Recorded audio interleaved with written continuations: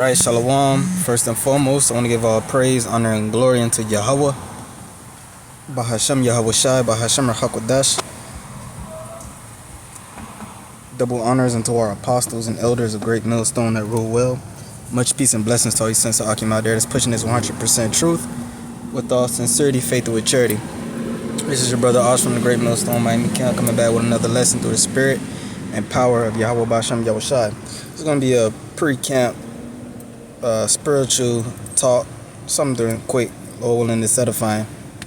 Okay, I just was meditating in the spirit and was thinking how this truth of ours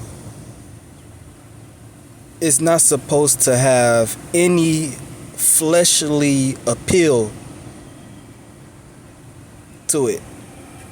There should be nothing about this truth that appeals to the flesh.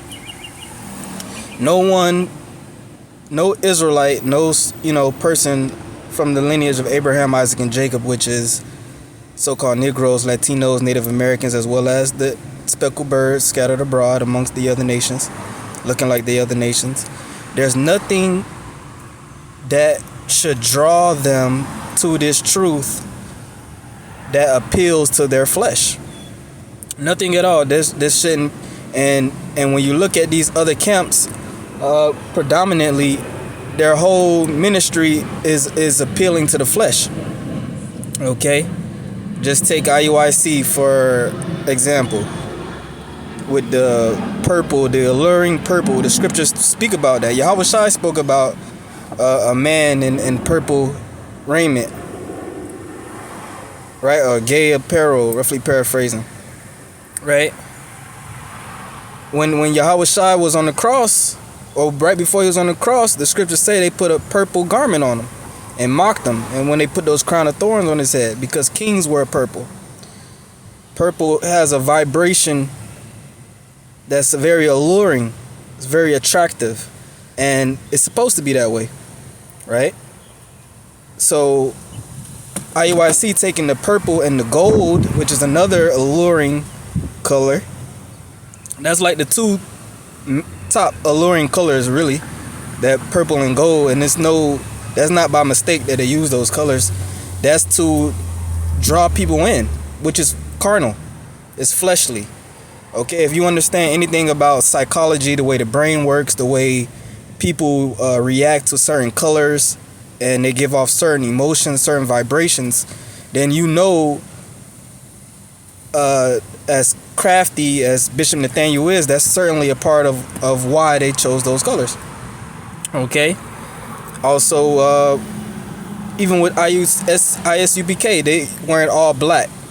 That's carnal. That's alluring to the flesh, because that's like gangsterism. You got Jake in the hood that wear all black, and they think that they're gangster. They think that makes them tough. That makes them hood. Right?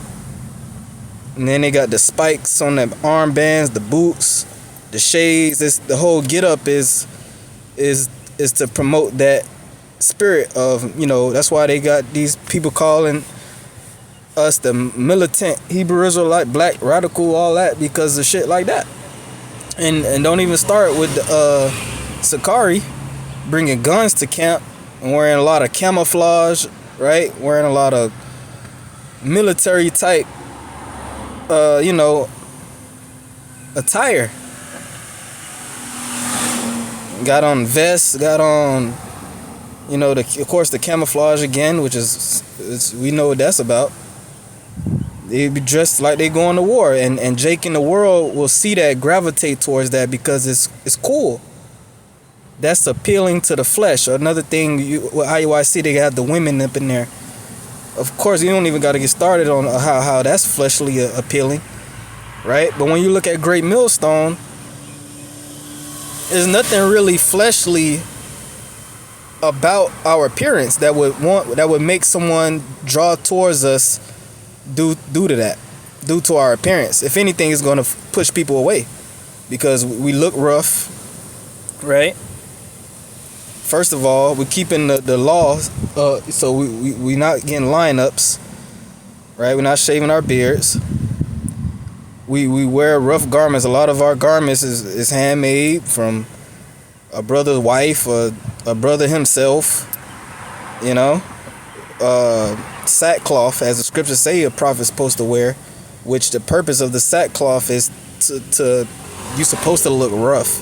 You're supposed to look like a bum, okay? Because this truth is supposed to be the main appeal, the main attraction. The word is what's supposed to captivate the minds of the flock of the people. Okay? And when you go into the scriptures, we find out that that's exactly how our Lord Yahushua was.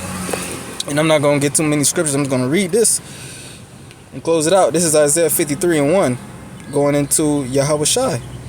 All right, Isaiah was prophesying of Yahushua heavy in the spirit in Isaiah 52, Isaiah 53, amongst other chapters. Right, but this is Isaiah 53:1. Who hath believed our report, and to whom of the arm of Yahweh revealed?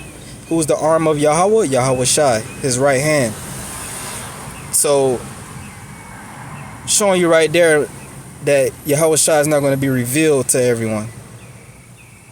So we know that whole Jesus Christ character is nothing more but a character, because his face is everywhere. He's worldwide known. Everybody claims they love the guy, right? Well, the scriptures right here says that it's total opposite, right? And they showed a good picture of that in the movie Book of Clarence, because they had in the movie Book of Clarence, they had the real Messiah, right? And they show you, you know, he was doing power. He had people following him. But then they later on in the movie they brought out a white Jesus, right? A Chezzy looking guy with the pale skin, the doggy string hair, and all the women was chasing after him and loving him, you know. And of course, in this society, the so-called white man has the status. He has the face card. So that right there, that's why a lot of people worship that Chezzy image, because of white supremacy, right? But verse 2, it says, and this is the key point, it says, for he shall grow up before him as a tender plant, and as a root out of a dry ground.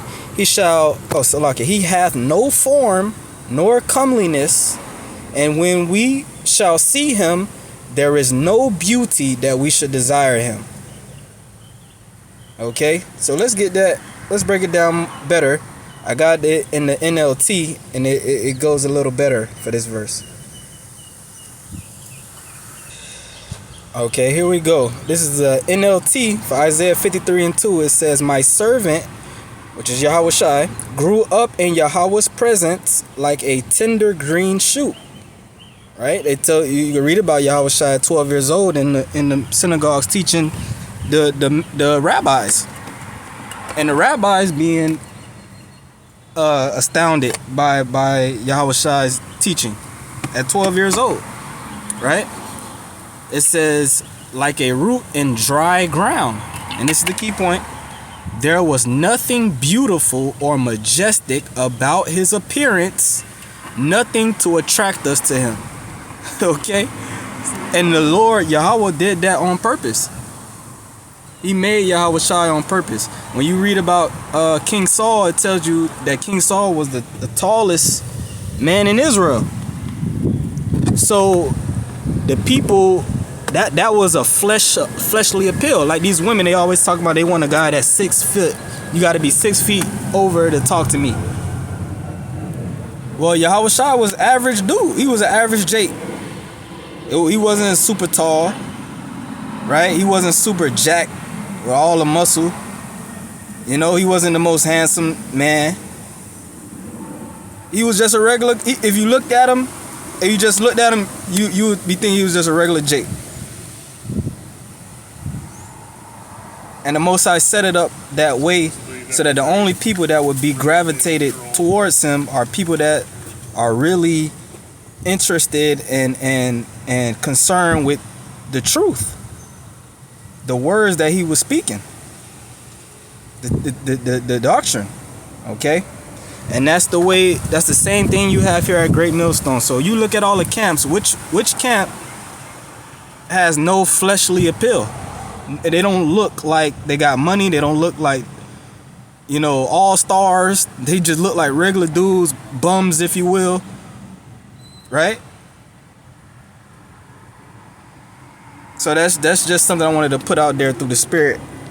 Lord willing, knows that I find. With that, I'm going to give all praise, honor, and glory to Yahweh, Bahashem Yahweh Shai, Bahashem Hakwadash. Until the next one, shalom.